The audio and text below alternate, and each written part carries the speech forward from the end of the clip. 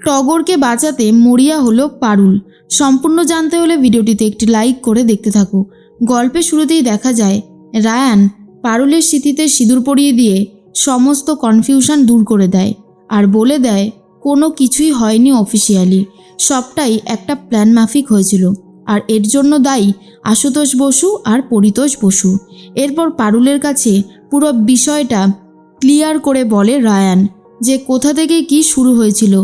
এরপর রায়ান এটাও বলে দেয় যে এই যে রয়েছে না রিক সুন্দরের বাবা, ইনি হলেন খুব বড় একজন অভিনেতা আর সেটা উনি প্রমাণ করে দিয়েছেন, কারণ একটুও বুঝতে দেয়নি যে কোনোভাবেই উনি একজন অভিনেতা। দেখে তো মনেই হয়েছিল রিক সুন্দরের বাবা। আর এই যে ব্রততী ম্যাডাম, যিনি কিনা আমাদেরকে ডিভোর্স করানোর জন্য উঠে পড়ে লেগেছিলেন, উনি কোনো জজ নয়, উনি একজন অভিনেত্রী আর সেটা আমি জেনে গেছি। আর এই যে ঋত্বিক বাবু, ইনিও কোনো অ্যাডভোকেট নয়। সব কিছু তোর সামনে এখন ক্লিয়ার করে বলে দিয়েছি, আশা করি তোর আর কোনো সমস্যা হবে না বুঝতে।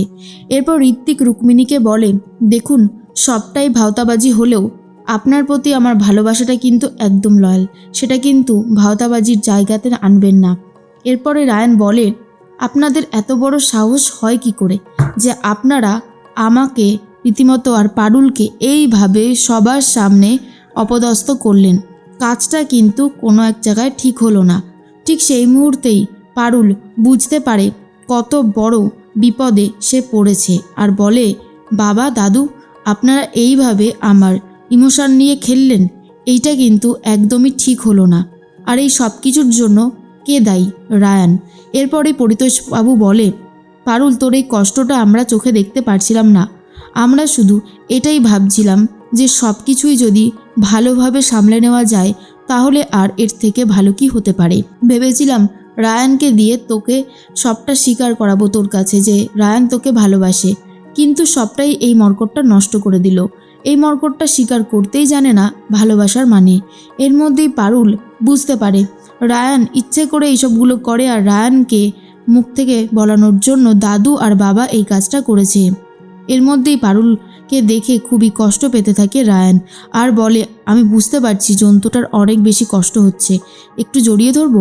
এই বলে যখন ধরতে যাবে তখনই পারুল বলে, একদম তুই আলগা পীড়িত করতে আসবি না, এই সব কিছুর জন্য দায়ী তুই ইচ্ছে করে এই ঝামেলাগুলো করিস।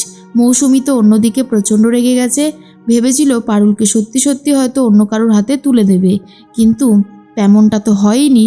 আর এই জন্য এইসব দেখে রীতিমতো আরও বেশি করে রাগ করতে থাকে মৌসুমি।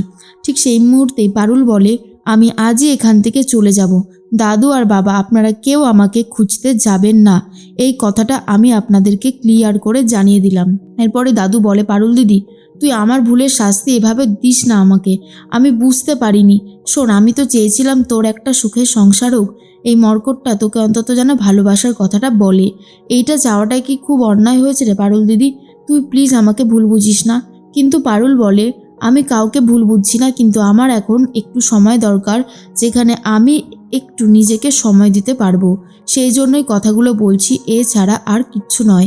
এরপরে পারুল বেরিয়ে যায় আর দাদু তখন বুঝতে পারে পারুল খুবই রেগে গেছে, পারুলকে সামলানো মুখের কথা নয়। এর মধ্যেই টগরকে ফোন করেছে শিরিন আর বলে, টগর ওদিকের কি খবর?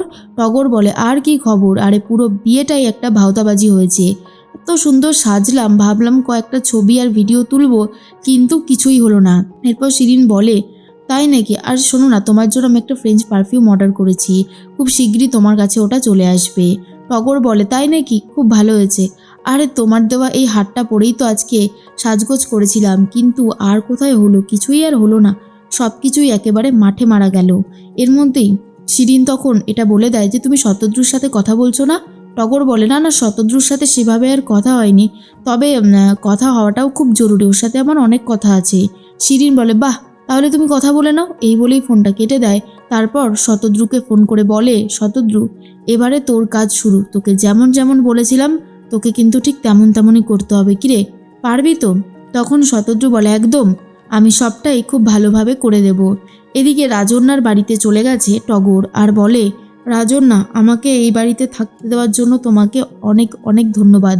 রাজন্যা বলে, কি যে বলো না পারুল, তোমাকে থাকতে দেওয়া তো ভাগ্যের ব্যাপার, তুমি সত্যিই অনেক ট্যালেন্টেড একজন মানুষ, কিন্তু তোমাকে একটা কথা বলি পারুল, রাগ করবে না তো? পারুল বলে, না না, রাগ করব কেন, বলো না কি বলবে। ঠিক সেই মুহূর্তে রাজন্যা বলে, আমি এটুকুই বলতে চাই যে তুমি তোমার পরিবারের লোকজনের ওপর রাগ করো না, ওরা কিন্তু তোমার ভালোর জন্যই কাজটা করেছিল। পারুল বলে, থাক না, এখন এ সমস্ত কথা বলে আর কী বা হবে। এর মধ্যেই রাজন্যার বাড়ির বেলটা বেজে ওঠে। দরজা খুলতে গেছে পারুল আর মারবে বলে ঠিক করেছে রায়ানকে। ভেবেছে হয়তো রায়ান এসেছে ডিস্টার্ব করতে। তখনই এসেছে রিক সুন্দর আর বলে, দেখুন আমাকে মারবেন না, আমি না সত্যি সত্যি আপনাকে ভালোবেসে ফেলেছি। এটাই বলে দেয় রিক সুন্দর আর মনে মনে ভাবে, সত্যি অভিনয় করতে করতে এইভাবে ভালোবেসে ফেলাটাও দেখছি একটা রীতিমতো আমার মনের জোর। এর মধ্যেই পারুলের জন্য একটা খুব সুন্দর ফুলের তোড়া নিয়ে আসে আর বলে, এটা যদি আপনি নেন তাহলে আমি খুব খুশি হব। কিন্তু পারুল বলে, ওটা ওখানে রেখে চলে যান।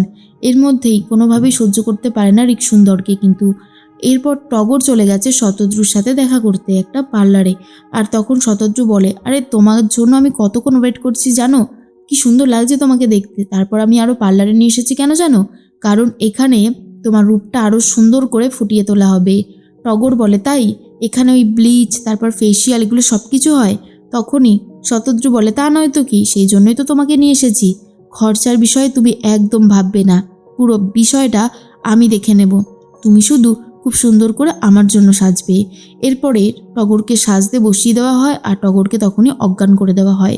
অন্যদিকে দেখা যায় রায়ান বাড়িতে ভালো মন্দ রান্না হয়েছে বলে সবটাই নিয়ে যাবে পারুলের জন্য। তখন রুক্মিণী বলে, এ কি রায়ান, তুই আবার এখন কোথায় যাচ্ছিস? রায়ান তখন বলে, আরে আর বলিস না, আজকে এত ভালো মন্দ রান্না হয়েছে, পারুল তো এত খেতে ভালোবাসে, তা ওর জন্য একটু নেব না, সেটা কি হতে পারে? ওর জন্য একটু নিয়ে যাচ্ছি। এরপরেই চলে এসেছে মল্লার আর বলে, এই তোমরা কেউ টগরকে দেখেছো গো? কখন থেকে ফোন করছি, ও ফোনটাই ধরছে না। রায়ান তখন বলে, আর একবার কর, ঠিক ধরবে। কিন্তু অনেকবার ফোন করা সত্ত্বেও কোনোভাবেই আর ফোনটা ধরে না টগর। তখনই মল্লারের মনে সন্দেহ হওয়া শুরু হয়। এরপরেই পারুলের কাছে চলে যাচ্ছে রায়ান আর মল্লার। রাজন্যা তখন পারুলকে খাবারটা বেড়ে দেয়। এর মধ্যেই চলে এসেছে রায়ান আর তখন রায়ানকে দেখে পারুল বলে, শোন রায়ান, তোর সাথে কথা বলার কোনো ইচ্ছাই আমার নেই, তুই এখন প্লিজ এখান থেকে যা। এরপরে মল্লার বলে, পারুল পারুল, একটা সর্বনাশ হয়ে গেছে। টগরকে অনেকক্ষণ থেকে ফোন করছি, ফোনে পাচ্ছি না। প্রায় 3 থেকে 4 ঘন্টা হয়ে গেছে, ওর কোনো খবর নেই। কি করব নিজেই বুঝে উঠতে পারছি না। এরপর পারুল বলে, কি বলছোটা কি? অন্যদিকে সংযুক্তা আর শিরিন কথা বলতে থাকে। শিরিন বলে, পারুলের বোন এবারে শেষ হবে আর তার সাথে পারুলও। ব্যাস, এমন একটা জায়গায় পারুলকে আঘাত করেছি না, এখান থেকে পারুল আর বেঁচে ফিরতে পারবে না। সংযুক্তা বলে, পারুল কি ভেবেছিল আমি আর প্রতিশোধ নেব না? এবার দেখো কেমন প্রতিশোধের আগুন জ্বলতে থাকে। এরপরেই পারুল টগরকে ধরার জন্য, টগরকে খুঁজে পাওয়ার জন্য মরিয়া হয়ে উঠেছে।